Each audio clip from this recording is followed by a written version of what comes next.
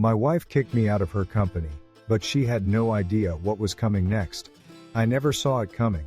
One day, I was at the top of the world, and the next, betrayed by the person I trusted most. But let me tell you, they made one fatal mistake: they underestimated me. Now, I'm about to turn the tables and you won't believe how it all ends. Stick around, because this story is going to blow your mind. I still remember the exact moment everything began to crumble. It was late one Friday evening, the sun already setting behind the hills, casting long shadows across my office. My phone buzzed on the desk, another text from Celeste, as usual, making some last-minute change to our upcoming pitch. She always insisted on having the final word. I was used to it by now, but that night, something felt off. The words were direct, cold even: "I'll handle the presentation. No need for you to attend." That wasn't how we operated. I had always been the face of the company. Hell, I built the damn thing from the ground up. But Celeste had grown more assertive over the past few months, more controlling. It started small. She'd take a few meetings without me, call investors after hours, tweak product rollouts. At first, I didn't question it. She was brilliant in her own right, a smooth talker who could turn skeptics into believers with just a few well-placed words. We made a great team, or so I thought. But that text, that was different. It wasn't a discussion, it was a decision. Her decision. I stared at the message for what felt like forever before my gut told me what my brain hadn't yet processed. Something was going on. My name, my vision, my company, everything was starting to slip through my fingers. I tried calling her, but she didn't pick up. When I pressed her about it later that weekend, she brushed it off. Said I was overreacting. "Adrian," she said with that trademark smile of hers, "you worry too much. I've got this under control." I should have known better. Looking back now, the signs were all there. The late-night conference calls I wasn't invited to. The sudden influx of legal documents she insisted were just formalities. Even the way some of the board members stopped meeting my eyes in those quarterly reviews. But I had put my trust in Celeste. She was my partner in business, in life. I never imagined she'd turn on me. Everything came to a head one Tuesday morning. I walked into our downtown office building, greeted by the usual buzz of activity. Engineers huddled over their monitors, sales reps chatting by the coffee machines, the receptionist giving me a bright smile as I stepped off the elevator. It was my world, a bustling hub of innovation and ambition. But as I approached the glass-walled conference room, I noticed something strange. Celeste was inside, seated at the head of the table, flanked by our chief financial officer and the head of legal. The moment they saw me, the conversation stopped. Papers shuffled. Celeste glanced up, and for the briefest second, I saw something in her eyes, an emotion. I couldn't quite place. Guilt? Regret? But it was gone just as quickly, replaced by that calm, polished demeanor I had come to know so well. "Adrian," she said, rising to greet me, her voice smooth as ever, "we need to talk." I sat down, still clueless, still believing I was in control. Celeste began explaining some necessary restructuring that would better align the company's vision with our long-term goals. The words were carefully chosen, measured, but as she continued, the truth began to emerge. Without my knowledge, she had orchestrated a series of votes among the board. Key decisions that required my input had been made in private sessions. My shares had been diluted, my title reduced to a ceremonial position. I was still the founder on paper, but in practice, I was no longer in charge. I couldn't believe what I was hearing. I looked around the room, searching for an ally, a familiar face that might offer some reassurance. But no one met my eyes. They all knew. They'd known for weeks, maybe months. And they hadn't said a word. My throat felt dry, my pulse pounding in my ears. "This isn't possible," I said, my voice low but steady. "You can't do this." Celeste leaned back, folding her hands in front of her. "It's already done, Adrian," she said softly. "This is what's best for the company." Best for the company? The company was me. Every line of code, every strategy, every late night spent perfecting our product, that was all me. And now I was being told one no longer mattered. I wanted to yell, to slam my fist on the table, to demand answers. But I knew it wouldn't make a difference. The votes were cast. The papers were signed. Celeste had outmaneuvered me. She had planned this so meticulously, so patiently, that by the time I realized what was happening, it was already too late.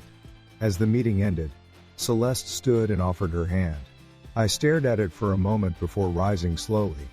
"I trusted you," I said, my voice barely above a whisper. She didn't respond.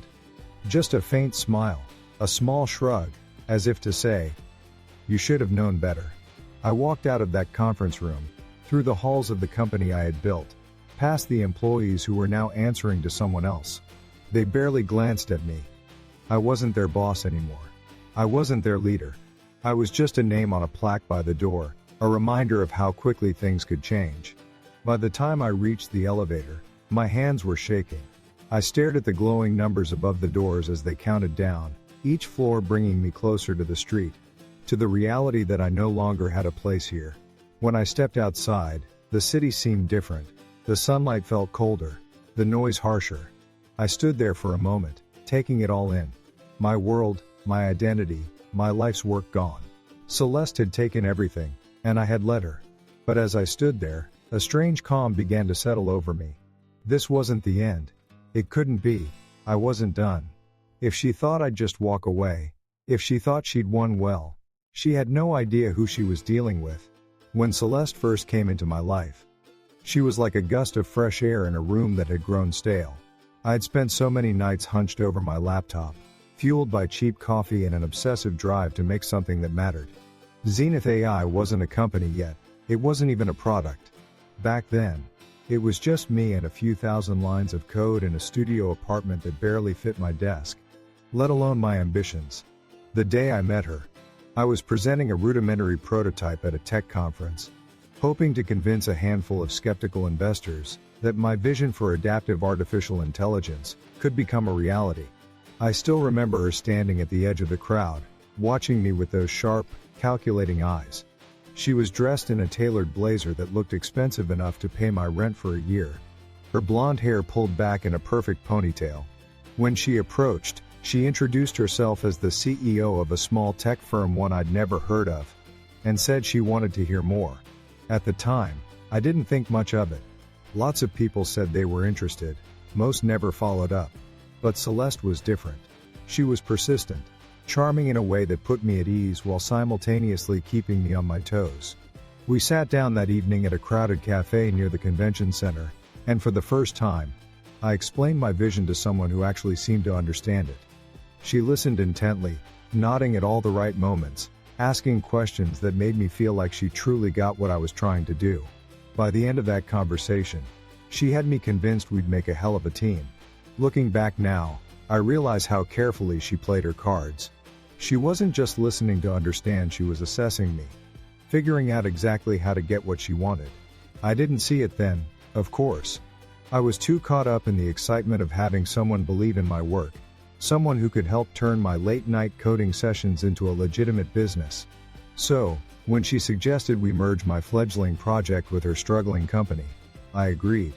She had connections I couldn't dream of, access to capital I desperately needed, and the kind of polished image that could open doors I never even knew existed.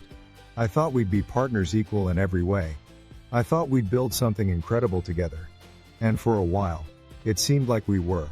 The early days of Zenith AI were a whirlwind. Celeste worked her magic on the business side, pulling in investors and making deals that gave us the runway to turn my prototype into a fully functional platform. Meanwhile, the first poured every ounce of energy into refining the technology. Our AI wasn't just another algorithm, it was a living, learning system that could adapt in real time, optimizing itself without constant human intervention. It was groundbreaking, and the world started to notice. Big clients came knocking, the press started calling, and for the first time in my life, I felt like I was really onto something. I felt unstoppable. But success has a way of revealing people's true colors.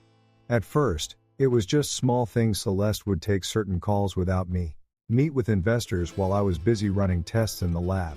She told me not to worry about it, that she was just handling the boring stuff so I could focus on what I did best. I believed her. Why wouldn't I? She was my partner, the person who had stood by me when this was nothing more than an idea and a few lines of code. I trusted her. But then, she started changing the way she talked about the company. In meetings, She'd refer to her vision and her strategy. Investors would come up to me at events and compliment Celeste on her innovation, as if I were just some random engineer in the background. I'd laugh it off, telling myself it didn't matter. I was still the one writing the code, still the one making the product work. But it did matter. It mattered more than I realized. One night, I was in the lab debugging a particularly stubborn issue when Celeste called. She sounded excited, almost giddy. She told me we'd just secured a major partnership that would put Zenith AI on the map. I was thrilled until she added, almost as an afterthought, "Oh, and I need you to sign off on a quick paperwork update." She showed up at my apartment later that evening, a folder in hand, a bottle of champagne in the other. She poured us each a glass, toasting to our success. "This is it," she said, her smile dazzling. "We're about to go big." I glanced at the papers. They were dense with legal jargon, but she assured me it was just a formality, something to make the partnership go through more smoothly. "You know I'd never do anything to hurt the company," she said. "This is all for the greater good." So I signed. I didn't question it. I didn't push back. I trusted her, and that was my first mistake. After that, things started to shift more quickly. Decisions were made without me. Meetings were scheduled at times I couldn't attend. Celeste began holding press conferences on her own, positioning herself as the sole visionary behind Zenith AI's success. When I brought it up, she dismissed my concerns, telling me I was being paranoid. "You're the genius behind the technology," she said, her tone almost patronizing. "You don't need to worry about all this corporate nonsense. That's my job." I wanted to believe her, but the feeling in my gut told me otherwise. Then came the restructuring. I remember sitting in a boardroom filled with people I'd known for years, people I'd hired, people I'd mentored. They wouldn't meet my eyes. Celeste sat at the head of the table, calm and composed as she explained the new company structure. She framed it as a strategic move to streamline decision-making and attract more investors. But as she spoke, I realized what was happening. My shares had been diluted. My voting power was gone. I was no longer the CEO. The title now belonged to Celeste. It was all so polished, so seamless. She had orchestrated every detail, made sure the board was on her side before I even knew what was coming. By the time I left that meeting, I wasn't just out of power, I was out of the company. My company. And Celeste? She acted like it was just another day at the office. I spent that night in a haze, staring at my computer screen, trying to piece together how it had come to this. The signs had been there all along, but I'd ignored them. I wanted to believe we were still a team, still working towards the same goals. I couldn't see that Celeste had been building her own empire within mine, slowly edging me out until there was no room left for me at all. When morning came, I knew I had a choice. I could walk away, start over somewhere else, pretend this had never happened.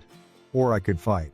For now, though, all I could feel was the weight of betrayal, the sting of knowing that the person I had trusted most had played me from the very beginning.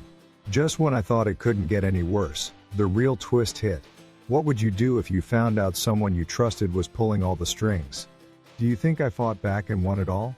Comment 1 if you think I rose to the top again. Comment 2 if you think I destroyed everything to start fresh. In the days that followed my forced exit, the anger grew into something more focused, something colder. I didn't rage or shout, or throw things in frustration that would have been too easy for her to handle, too predictable. Instead, I started studying. Not just her moves, but the entire system I had built. For all her scheming, Celeste had made one crucial mistake. She underestimated the architect of the empire she now claimed as her own. She thought she'd taken everything from me. But what she didn't realize was that she'd only taken the surface. I still had the blueprint. Every line of code, every algorithm, every security protocol, I had written it all.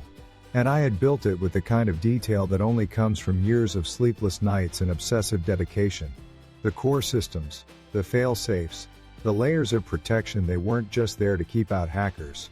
They were there to ensure no one, not even Celeste, could ever truly take Zenith AI away from me. The first time I sat down to dig into the system, my hands hovered over the keyboard, and for a moment, I felt the weight of what I was about to do. This wasn't some petty revenge plot. This was a calculated response to betrayal, a reminder to Celeste that no matter how many contracts she signed, No matter how many board members she swayed, she would never erase my work. I started small. No dramatic shutdowns, no flashing alerts. Just a few subtle adjustments to the underlying framework. A fraction of a second delay here. A slight change in performance metrics there. Nothing anyone would notice right away. But over time, these tiny disruptions would compound. Engineers would spend hours chasing phantom errors, rebooting servers, running diagnostics. Celeste would call emergency meetings, demanding answers that no one could give her. And all the while, I'd be in the background, unseen, pulling the strings. It wasn't about causing chaos for its own sake. It was about showing her that she wasn't in control. The system was mine. I had built it, nurtured it, turned it into something far more powerful than she ever understood. Celeste thought she was the queen of the castle. But she had no idea that every stone, every support beam, every hidden passageway had my name carved into it. And now, I was going to use that knowledge to quietly, methodically, take back what was mine. The first time one of my adjustments caused a noticeable hiccup in their operations, I felt a flicker of satisfaction. It wasn't enough to make headlines, not yet. But it was enough to remind me that I still had control. I could imagine Celeste sitting in her office, her perfectly manicured nails tapping against the glass desk as she stared at performance reports that didn't quite add up. Her people would tell her it was a glitch, a temporary issue, something easily fixed. And she'd believe them, at least for now. But I knew better. This was just the beginning. Over the next few weeks, I'd introduce more anomalies. Nothing catastrophic, just enough to keep her team scrambling, keep her off balance. The delays would grow longer, the errors more frequent. And when the time was right, I'd pull the rug out from under her completely. The beauty of it all was that she'd never see it coming. Celeste had built her entire strategy around control over the company, over the board, over me. She believed that by cutting me out, she'd removed the only variable she couldn't predict.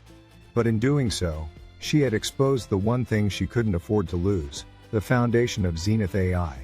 She thought the code was just code, that the system was just a tool. She didn't understand that it was a living, breathing entity, and that I was the only one who truly knew how it worked. I didn't rush. I didn't let my emotions cloud my judgment. Every step I took was deliberate. Every move designed to build towards something bigger. Celeste might have taken the title, the office, the accolades. But the essence of Zenith AI? That was still mine. And now, I was going to remind her, and everyone else, why you should never bet against the architect. The first few glitches were just the beginning. As the days went by, I started noticing the engineers' frantic activity, repeated system restarts, extended downtimes, and diagnostic runs that seemed to stretch on forever. Every now and then, I'd get wind of a conversation between two of Celeste's top managers. Their voices would be hushed, tense, carrying just enough urgency to confirm what I already knew. They had no idea what was happening. It wasn't chaos yet, at least not from the outside, but internally. They were beginning to stumble. The whole point was to keep the disruptions minor, just enough to make things harder without setting off any major alarms. Celeste would never think to look for my fingerprints in these small, seemingly random bugs. She wouldn't suspect that these glitches weren't the result of faulty code or server issues. They were me slowly, steadily, taking back what was mine. I made sure to stagger my adjustments, altering the system in ways that wouldn't trigger immediate alerts. Sometimes I'd target the billing platform, causing transaction reports to show small discrepancies that would take hours to correct. Other times, I'd hit the machine learning modules, introducing tiny miscalculations that would throw off analytics models. The AI was still operational, still performing the tasks it was designed for, but now it was just slightly off kilter. It was like walking into a room where the lights flicker every few seconds, not enough to stop you from working, but enough to make you notice something's wrong. That's what I wanted. I wanted them to notice. I wanted them to waste their time chasing ghosts. I wanted Celeste to feel the pressure start to mount. And it was working. Reports from inside the company told me the team was spending entire nights troubleshooting, poring over logs and scripts, rechecking every system update. Engineers who had once breezed through their work were now staring at screens filled with errors they couldn't explain. Celeste herself was growing more agitated. I heard she was holding daily status meetings. grilling department heads about the decline in efficiency. I could almost picture her there, at the head of the conference table, her jaw tight, eyes darting over charts and graphs that no longer added up. She'd demand answers, lean on her technical staff for solutions. They'd promise her they were working on it, that they'd figure it out soon. But the truth was, there was nothing to figure out. There was no bug. There was no system failure. It was me, deliberately and carefully pulling the threads one by one. The beauty of it all was how quiet the sabotage was. No one outside the company knew what was happening. To the public, Zenith AI still looked like a cutting-edge tech firm. Its official press releases touted new partnerships and expanded product lines. But behind closed doors, the reality was very different. Revenue forecasts were slipping. Projects were falling behind schedule. Key clients were starting to notice the inconsistencies and ask questions. And Celeste? She was left scrambling, trying to keep the illusion of control intact. She thought she had won when she pushed me out. She thought she had solidified her empire. But now, she was beginning to understand that it was never hers to begin with. I didn't just introduce delays and errors. I made sure to cover my tracks. I knew their security protocols inside and out, because I had written them. I knew how to reroute logs, overwrite timestamps, and create false error reports. On the rare occasion that their system administrators thought they'd found the cause of a particular glitch, it would lead them down a rabbit hole of irrelevant data. Each discovery would lead to more questions, more confusion. And through it all, Celeste would grow more impatient, more desperate. She'd start pointing fingers, looking for someone to blame. But who could she turn to? She had alienated so many people on her rise to power that even her closest advisors were second-guessing her decisions. The cracks in her leadership were beginning to show, and I intended to widen them. One afternoon, I got a message from an old colleague who still worked under her. He didn't know what I was doing. Of course no one did, but he mentioned the increased pressure. The long hours, the constant reassignments. It's like everyone's walking on eggshells, he said. No one knows what's going on, but the boss isn't happy. Something's off. I smiled at that. Off was exactly what I wanted. Not broken, not destroyed, just off. Just enough to keep them spinning their wheels, burning their resources, and losing their momentum. Every hour they spent hunting for problems that didn't exist was an hour I gained. Every step they took to stabilize the system only made them more vulnerable to the next subtle disruption. It wasn't long before the internal chatter started to leak. Anonymous posts on tech forums, vague complaints on industry Slack channels, nothing concrete, but enough to hint that things weren't as smooth as they seemed at Zenith AI. Celeste had built her reputation on efficiency and reliability. Now, with the cracks I'd carefully introduced, that reputation was beginning to slip. It was small at first, a whisper in the industry, a rumor among competitors, but I knew it would grow. She could hold it together for a while longer, maybe even convince herself it was just a temporary setback. But I knew better. I knew that this was only the beginning, and that the worst was yet to come. It wasn't enough to watch them scramble. If I really wanted to see her empire crack, I had to raise the stakes. Up until this point, everything I'd done had been subtle, just enough to set them back a step or two. But now I was ready to tip the balance. It was time to push the AI itself into unfamiliar territory, make it behave in ways even the most seasoned engineers couldn't predict. I knew every corner of that system, every line of code I'd written and tested. I knew how the neural networks learned, how they evolved over time. And I also knew exactly where to introduce a few small, well-placed changes that would throw everything out of sync.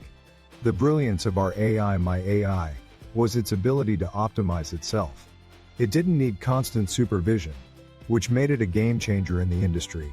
But that self-optimization also depended on a set of parameters that I'd defined early on. Celeste and her new team had no idea how delicately those parameters were balanced, or how easily they could be skewed. So, I started making tiny adjustments. I didn't break anything outright that would have been too obvious. Instead, I shifted the priorities of certain data streams, forcing the AI to focus on tasks it normally ignored. The result was a cascading chain of inefficiencies. Predictions that used to be razor-sharp started coming in slower, less accurate. Operations that had been seamless suddenly required twice as much processing power. And the best part? None of it looked intentional. To the untrained eye, it just seemed like the AI was struggling to adapt. They'd blame it on system updates, a sudden influx of data, or a misconfigured input feed. They'd never guess it was me. At first, the effects were barely noticeable. But over the next week, the discrepancies grew. Their analytics dashboards began showing subtle shifts in performance small enough to avoid public attention, but large enough to send their internal teams into overdrive. I heard from a former colleague that the engineering department was putting in 16-hour days, running simulations, trying to pinpoint what had gone wrong. The CFO was demanding answers, questioning why their machine learning models were suddenly underperforming. And Celeste? She was starting to feel the heat. She was calling emergency meetings at all hours, pulling in consultants, barking orders like a general in the middle of a losing battle. I could imagine her pacing in that glass-walled corner office, watching the city lights flicker outside, while she pored over performance reports that no longer made sense. She would have demanded an explanation, demanded a solution, but her engineers couldn't give her one. They didn't understand the problem, because the problem wasn't natural. It wasn't a glitch, or a bug, or a failure of the AI's logic. It was me, steering the ship just slightly off course, one quiet nudge at a time. And the beauty of it was that she had no idea. She still thought she was in control. By the end of that week, the AI's inefficiencies were starting to ripple through the company's operations. Product rollouts were delayed. Clients began noticing subtle changes in service quality, and Celeste's carefully curated image of infallibility started to erode. She'd built her reputation on being the mastermind behind a flawless, self-learning system. But now, that system was faltering, and the more she pushed her engineers to fix it, the more they stumbled. They were chasing ghost problems that didn't really exist, or problems that I'd hidden behind layers of code they couldn't reach. Every time they thought they'd found the source of the issue, I'd introduce another variable, another twist that sent them back to square one. This wasn't just about causing a few headaches. It was about dismantling the foundation of her power. Celeste's authority came from her ability to deliver results. Investors, clients, and partners all trusted her, because they believed she could keep the machine running smoothly. But with each passing day, that trust was eroding. They might not have been vocal about it yet, but I could see the signs. An investor who once sang her praises suddenly stopped mentioning her name in interviews. A high-profile client who always renewed their contract without question began requesting additional performance reports. These were small cracks, but they were cracks nonetheless. And I knew how to widen them. Still, I didn't rush. I wanted her to feel every inch of the ground giving way beneath her feet. I wanted her to see the empire she'd stolen from me falter, knowing she couldn't stop it. The further I pushed, the more she would have to scramble, and the more obvious her desperation would become. And once people started to see her sweat, once they started to realize she wasn't the invincible leader she claimed to be, that's when her empire would truly begin to fall apart. That's when she'd realize that no amount of boardroom maneuvering, no corporate scheming, could replace the one thing she'd tried so hard to erase, me. With each passing day, the disruptions became harder for them to ignore. Reports from inside the company painted a picture of confusion, frustration, and mounting tension. Celeste's once confident inner circle was beginning to crack under the strain. I heard through the grapevine that they had started bringing in outside consultants, top-tier specialists who were supposed to figure out what was going wrong. It didn't matter. I'd planned for that. I knew exactly how they'd approach the problem, which logs they'd check first, which subsystems they'd scrutinize. And I made sure they'd find nothing but dead ends. Every time they thought they had isolated a bug, the system would shift, parameters would change. Performance metrics would improve just long enough to throw them off the trail, before dipping again. It wasn't a crash, it was a slow unraveling, a death by 1,000 cuts. And the best part? They still didn't know they were fighting a battle they couldn't win. Celeste must have been feeling the pressure, though she'd never show it publicly. She still had that polished exterior, the one she'd perfected over years of climbing the corporate ladder. But behind closed doors, the cracks were showing. I could imagine her snapping at her team, demanding answers they couldn't give her. I knew that she thrived on control, on being the smartest person in the room, the one who always had the solution. And now, for the first time, she was powerless. She was at the mercy of a system she didn't truly understand. A system I had built. A system I was now turning against her. It wasn't just the engineers and consultants feeling the strain.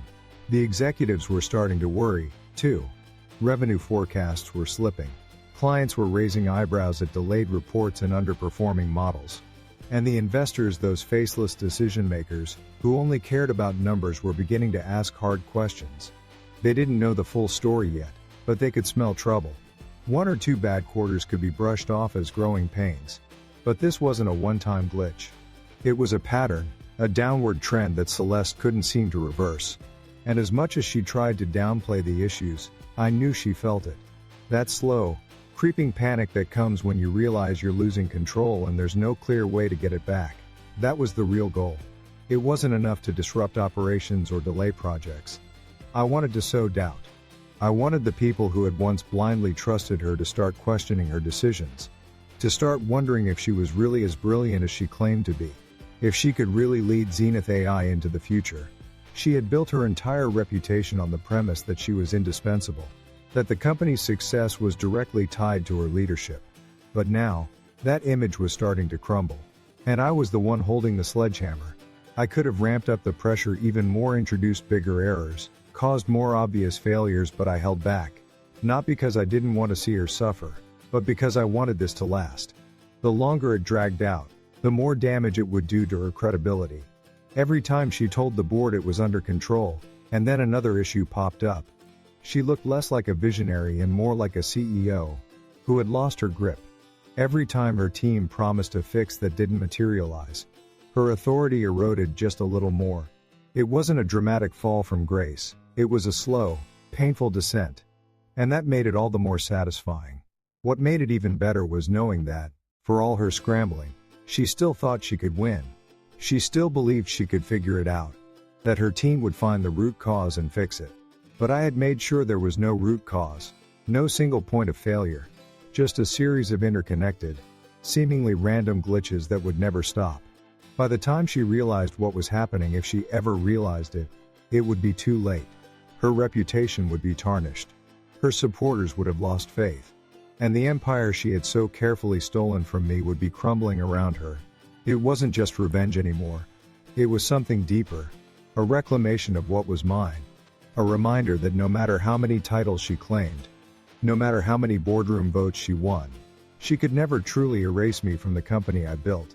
Celeste thought she could rewrite history, frame herself as the mastermind behind Zenith AI's success. But now, she was living in the reality I created, a reality where every move she made was met with resistance. Every step forward dragged her 2 steps back. This was my world, and she was just a visitor. A visitor who had overstayed her welcome. It was almost surreal watching it all unfold. The reports from inside Zenith AI were no longer just whispers of confusion, they were full-on admissions of chaos. Teams were collapsing under the weight of constant system failures. I had been patient, carefully introducing these disruptions over time. But now it was time to hit them with everything I had. If I wanted this to end the way I envisioned, I needed to push them to the breaking point. So, I stopped holding back. Every safeguard I'd built into the system, every hidden control, every deeply buried algorithmic switch, I activated them all. And then I sat back and waited. The first sign that things were reaching critical mass came early one morning. I was at my desk with a steaming cup of coffee when I got a message from an old colleague. "Dude, what the hell is going on over there?" he wrote. I didn't reply. I didn't need to. He was just one of many who could feel the tremors. I imagined the scene in their headquarters. Celeste's carefully curated empire, the polished glass walls, the perfectly arranged conference rooms. All of it thrown into a whirlwind of activity. She would have been fielding calls from furious clients, demanding answers she couldn't give. Her engineers would be shouting over each other, running yet another diagnostic, staring at lines of code that refused to cooperate. Meanwhile, I sat in my quiet apartment, watching the system logs roll by, every error message a small victory. Then the media got involved. At first, it was just an obscure tech blog that ran a piece on Zenith AI's recent performance struggles. Nothing too damaging, but that article triggered a domino effect. By midday, the bigger outlets were picking up on it. Zenith AI faces major outage, read one headline. CEO Celeste Harrington under fire, as systems fail, declared another. The buzz started spreading beyond the tech world. Investors began asking questions. Partners were pulling back. The stock price, which had been on a steady climb since Celeste's takeover, started to slide. I watched it happen in real time, the numbers ticking downward on my screen. It was exhilarating. For the first time since she'd pushed me out, the company she had claimed as her own was slipping through her fingers. She couldn't pin this on a single malfunction or a rogue employee. It was systemic, and she had no idea I was behind it. What made it all the more satisfying was knowing how Celeste must have felt. I could picture her sitting in that sleek office of hers, surrounded by people who used to answer to me. She would have been furious, of course, but more than that, she would have been afraid. For all her talk of strategy and vision, for all her careful manipulation of the board and investors, she had never faced something like this before. This wasn't a problem she could solve with a smooth-talking press conference or a quick reshuffle of personnel. This was the foundation of her power crumbling right beneath her, and she couldn't stop it. The climax came a few days later, when the entire system went offline. I had built Zenith AI to be resilient fail-safes on top of fail-safes, redundancy upon redundancy. But I'd also built a backdoor, a hidden command that could bring the whole thing down. I'd never intended to use it, not until Celeste tried to erase me. Now, it was the final step in my plan. One simple command, executed at just the right time. And every server, every database, every neural network in the company went dark. I knew what it would look like on their end. Screens frozen, error messages flashing, phone lines lighting up with calls from panicked clients. It wasn't just a glitch anymore, it was a full-scale collapse. And there was no coming back from it. I could only imagine the chaos that must have erupted in their headquarters. Celeste, usually so composed, would have been shouting orders, demanding someone fix it. Her engineers, already exhausted from weeks of chasing ghosts, would have been scrambling, trying to bring the systems back online. And then, when they realized it wasn't coming back, when they saw that every backup was corrupted, every contingency plan had failed, she would have felt it. That moment of pure, helpless panic.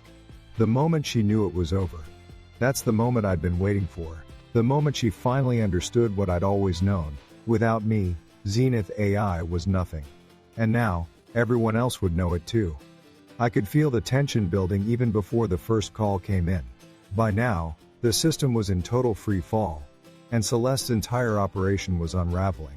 I imagined her pacing the executive floor, her heels clicking against the marble tiles, that thin veneer of composure cracking as her phone buzzed relentlessly. I could picture her barking orders into the headset, her voice cutting through the chaos like a whip. She'd always been good at giving commands, at making people believe she was in control. But this time, there was no control to be had. I had made sure of that. The beauty of the whole situation was that it didn't come all at once. It wasn't some catastrophic, single-point failure.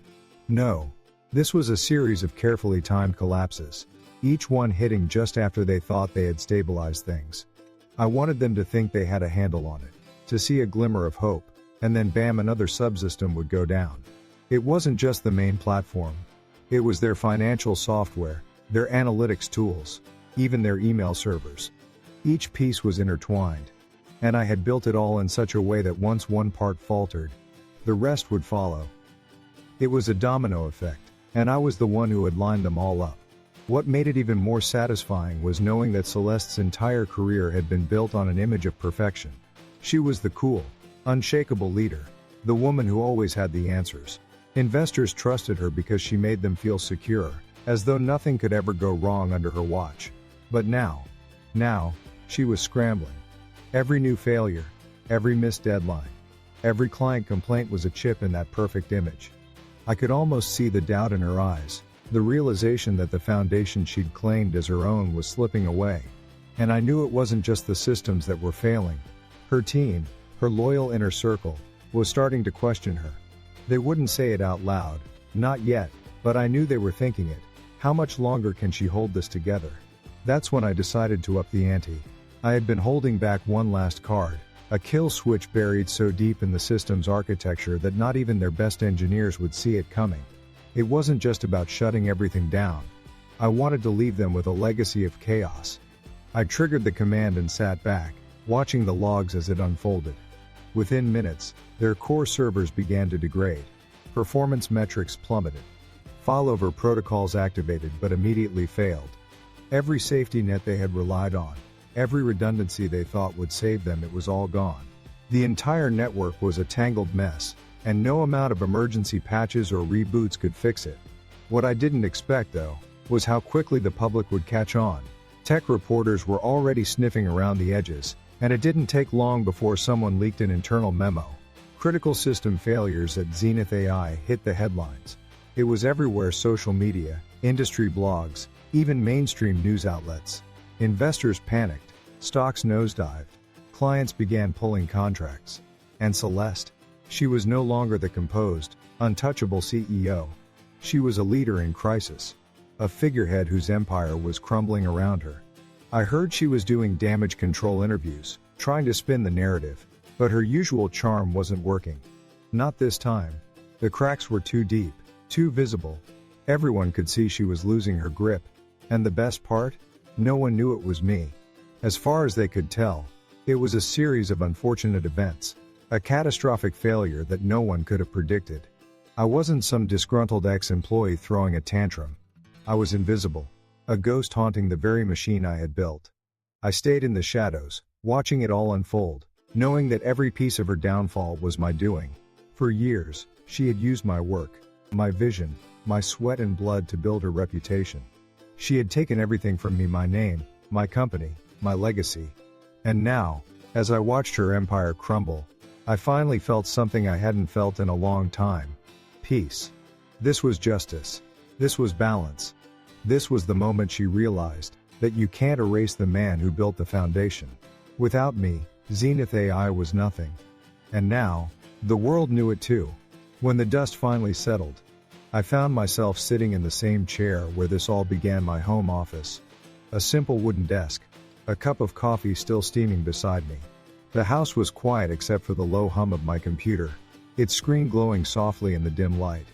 Outside, the city moved on, oblivious to the chaos that had just unfolded. I thought I'd feel triumphant, maybe even euphoric. After all, I'd done it. Celeste's empire was in ruins, her reputation shattered, her name now synonymous with failure. But as I sat there staring at the blinking cursor on my screen, all I felt was a strange, heavy calm. I leaned back in my chair, running a hand over my face.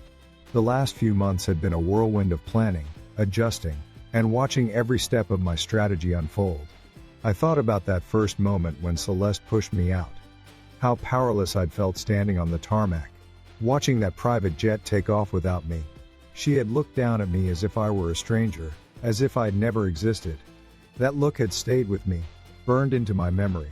It was that look that drove me to fight back, to remind her who I was, what I'd built, and why she could never erase me. And now, after everything, she finally knew. The phone on my desk buzzed, but I didn't answer it. I already knew what it was: another reporter asking for a comment, another former colleague trying to piece together what had happened. The headlines were everywhere. Celeste Harrington ousted as CEO. After Zenith AI collapse. Zenith AI in freefall. What went wrong? I'd read every article, not out of vanity, but to confirm what I already knew. The world had turned on her. The people who once praised her vision were now calling her judgment into question. The board, once so loyal, had quietly forced her out. The investors, who had once poured millions into her hands, were now demanding answers. She was done. It was over. And for the first time in a long time, I felt like I could breathe again. I took a sip of my coffee, letting the warmth spread through me as I thought about what came next. In truth, I hadn't planned that far ahead. Everything I'd done up to this point had been about restoring balance, about reminding Celeste and everyone else that the foundation of Zenith AI was mine. I never wanted to destroy the company, I just wanted to reclaim my legacy. But now that it was all in pieces, I wasn't sure where to go from here. The technology was still out there. The code still existed, and I knew it better than anyone. The question was, did I want to rebuild it? Could I? Or was it time to move on? Part of me wanted to start fresh, to leave all this behind and create something new. I'd done it once before, taken an idea, turned it into something real. Something people believed in.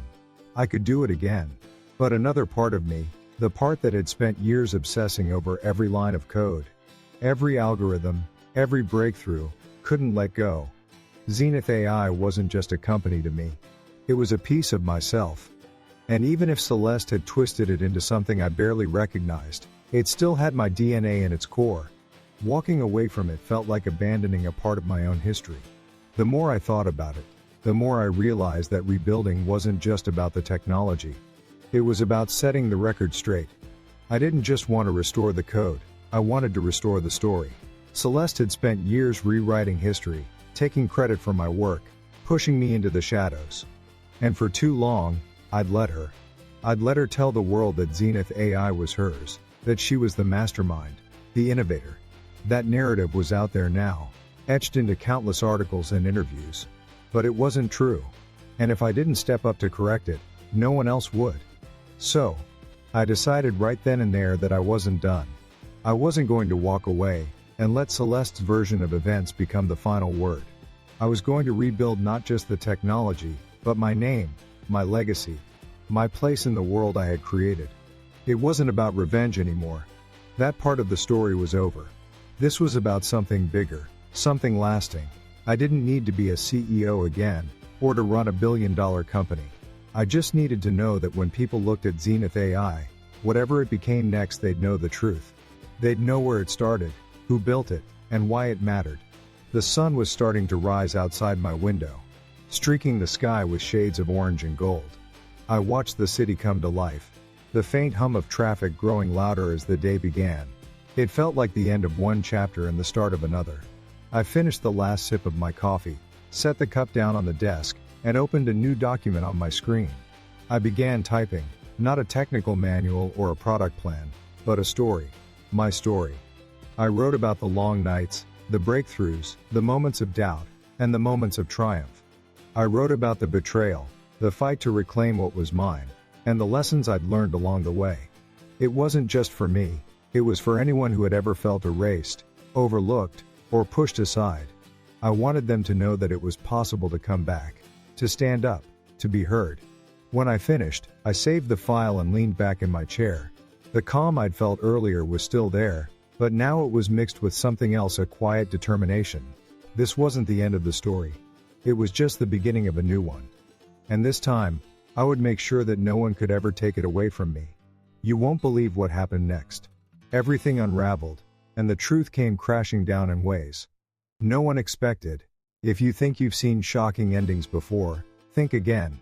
I took matters into my own hands, and let's just say the outcome was more explosive than anyone imagined. But the real question is, what would you have done?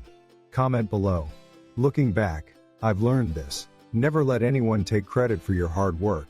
No matter how charming or persuasive they are, don't hand over your vision without protecting your place in it. In America, where innovation is prized and reputations are hard-earned, you must defend your contributions like your name depends on it, because it does. The lesson is simple: know your worth, safeguard your legacy, and never allow someone else's ambition to erase what you've built. If you do that, no matter what happens, you'll never lose yourself in the process.